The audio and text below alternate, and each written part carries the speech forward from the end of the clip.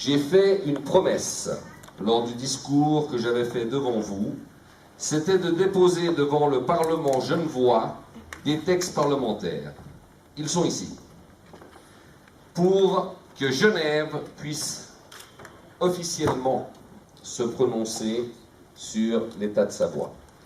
Alors je vais vous lire quelques passages de ce que nous avons déposé, donc le groupe parlementaire du mouvement citoyen genevois, qui compte 17 députés et qui sommes aujourd'hui la deuxième force politique du canton de Genève. Je vous le lis, j'aime pas beaucoup lire mes discours, mais là, si je veux vous faire une retranscription fidèle de ce qui a été déposé, je suis obligé. Proposition de motion. Genève, capitale mondiale des droits de l'homme et du respect des peuples. Le pays de Savoie ou l'application des traités internationaux. Ça, c'est le titre. Le Grand Conseil de la République et canton de Genève, considérant que le traité de Turin du 16 mars 1816 entre Sa Majesté le roi de Sardaigne et la Confédération suisse et le canton de Genève s'applique encore aujourd'hui. Source, Canton et République de Genève sur le site officiel de l'État. Que le dit traité évoque à juste titre le protocole du Congrès de Vienne du 29 mars 1815 qui impose en échange de la cession des communes de Savoie à Genève la neutralité suisse au nord de la Savoie. Que le référendum d'annexion de la Savoie à la France en 1860 ait été obtenu contre la promesse d'avoir une zone franche, zone commerciale de libre-échange, condition qui n'existe plus et qui remet en cause la légitimité du rattachement de la Savoie à la France. Que les autorités helvétiques et genevoises ont été contraintes d'abandonner la zone franche à cause du non-respect des engagements de l'occupant du pays de Savoie, c'est-à-dire la République française.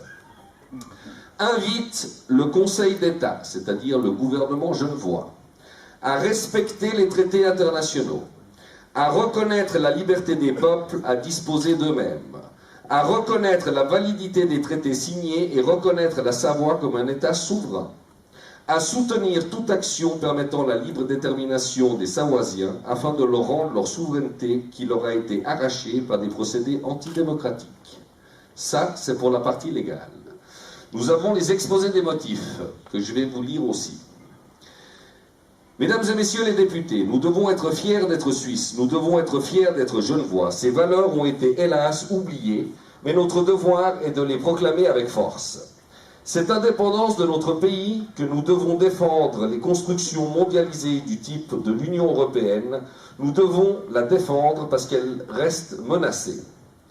Rappelons-nous, cérémonie de commémoration du débarquement des troupes confédérées au Port-Noir le 1er juin 1814. La cérémonie du 1er juin 1814, l'arrivée en Suisse des Suisses au Port-Noir, événement qui précède l'entrée de Genève dans la Confédération l'année suivante.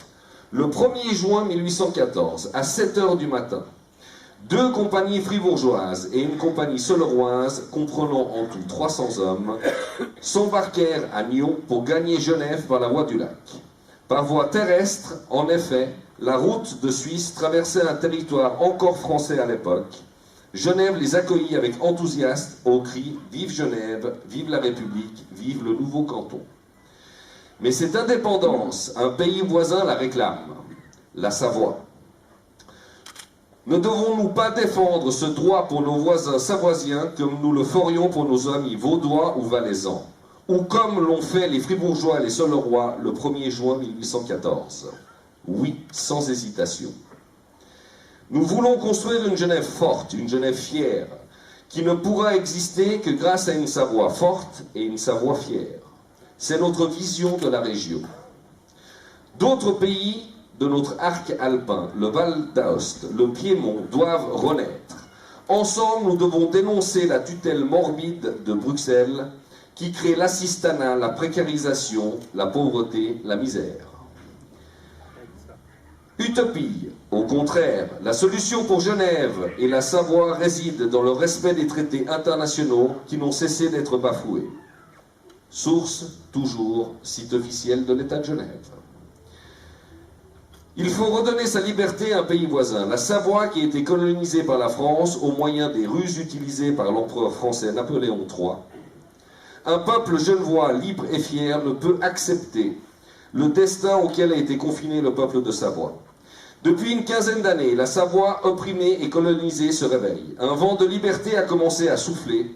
De plus en plus de Savoisiens, on ne doit pas dire Savoyards, appellation péjorative, réclament leur souveraineté.